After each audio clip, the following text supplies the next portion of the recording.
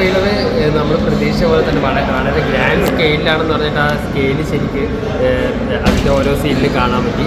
പിന്നെ അതിനകത്ത് ഇപ്പോൾ നമ്മൾ ആ ഒരു ഡ്രാഗൺ ഷർട്ടിട്ട ഒരു ആരാന്നുള്ളൊരു പോസ്റ്ററിൽ നമുക്ക് കൗതുകം ഉണ്ടാക്കുന്നത്. അത് ഈ ട്രെയിലറിൽ അതിൻ്റെ ഒരു പാർട്ട് ഒരു ഗ്ലിംസ് കാണിക്കുന്നുണ്ട്. ഇതിലും അത് റിവീലായിട്ടില്ല.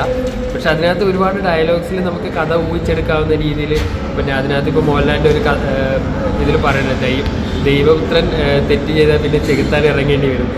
ദൈവപുത്രൻ ഇപ്പോൾ ഇന്ന് ലൂസിഫർ കണ്ടിറങ്ങിയപ്പോഴാണ് ദൈവപുത്രൻ നിന്ന് ശരിക്കും വിളിക്കുന്നത് ജതിൻ രാംദാസിൻ്റെ ക്യാരക്ടറാണ്. ഇനി എന്താണ് ടൊവിനോ ഇനി ഒരു വില്ലൻ സൈഡിലേക്ക് വരുമ്പോൾ അങ്ങനെ ഒരുപാട് മിസ്റ്ററി ഒളിപ്പിച്ച് വെച്ചിട്ടുള്ള ഒരു ട്രെയിലറാണ്. അതിൻ്റെ ഗ്രാൻഡ് സ്കെയിൽ ശരിക്കും കാണാൻ പറ്റിയ ട്രെയിലറാണ്. പക്ഷേ കഥ പൂർണ്ണമായിട്ടും പുറത്തേക്ക് ഇട്ടിട്ടുമില്ല. ആ ട്രെയിലർ അങ്ങനെ ആയിരിക്കണം.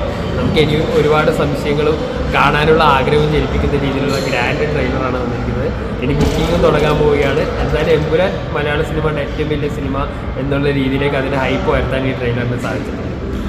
എന്തായിരിക്കും ഇനിയിപ്പോൾ ഒരു 3 മിനിറ്റ് ട്രെയിലർ ആയിരുന്നല്ലേ? അതെ. അത് എങ്ങനെയുണ്ടായിരുന്നു? 3 മിനിറ്റ് ട്രെയിലർ എന്ന് പറഞ്ഞാൽ കഥയുടെ രീതി അങ്ങനെയല്ല വന്നത്. ഈ നമുക്കറിയാം അത്രയും വലിയ സ്റ്റാർ കാസ്റ്റാണ്. ഇവരുടെ ഒരാളുടെ ഒരു വിറ്റിട്ടാൽ തന്നെ ഈ ഒരു ലെവലിലേക്ക് വരും. പരമാവധി ആൾക്കാരെ അതിൻ്റെ കാസ്റ്റിലുള്ള ഏകദേശം മുഴുവൻ ആ ഒരു ക്യാരക്ടർ പോസ്റ്ററിൽ കാണിച്ച് എല്ലാവരെയും കാണിക്കുമ്പോൾ 10-36 പേരെ കാണിക്കുമ്പോൾ തന്നെ ഈ 3 മിനിറ്റ് ആവും. കഥയുടെ രീതിയിലേക്കൊന്നും അങ്ങനെ പോയിട്ടില്ല. പക്ഷേ ആ വിഷ്വൽ ഇത് കാണുമ്പോൾ നമുക്ക് അതിൻ്റെ സ്കെയില് മനസ്സിലാവുന്നു. നമ്മൾ ചില സമയത്ത് ഒരു മലയാള സിനിമ കാണുന്ന രീതിയിലാണോ, കാരണം നമ്മുടെ ബഡ്ജറ്റും നമ്മുടെ ഇൻഡസ്ട്രിയുടെ ഒരു വലിപ്പം വെച്ചിട്ട് ഈ ലെവലിലേക്ക് ഒരു പടം പൃഥ്വിരാജിന് മാത്രമേ സാധിക്കുള്ളൂ എന്ന് തോന്നുന്നു. അത്ര ഗംഭീരമായ വിഷ്വൽസാണ് സ്മോൾ സ്ക്രീനിൽ കണ്ടപ്പോൾ തന്നെ നമുക്ക് ഫീൽ ചെയ്യാം.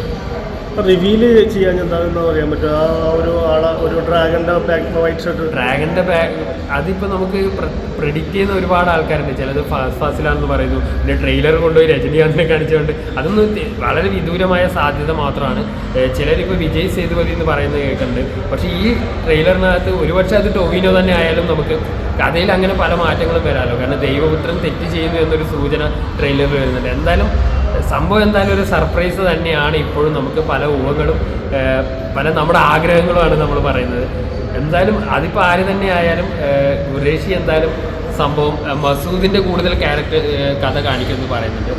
പൃഥ്വിരാജിൻ്റെ സേന എല്ലാം കൊണ്ടും 27ന് വെയിറ്റ് ചെയ്തായിരിക്കാനുള്ള എല്ലാ വിഭവങ്ങളുള്ള ഒരു സിനിമയാണെന്ന് ട്രെയിലർ കണ്ടപ്പോൾ ഒരു ഫീൽ കിട്ടുന്നു.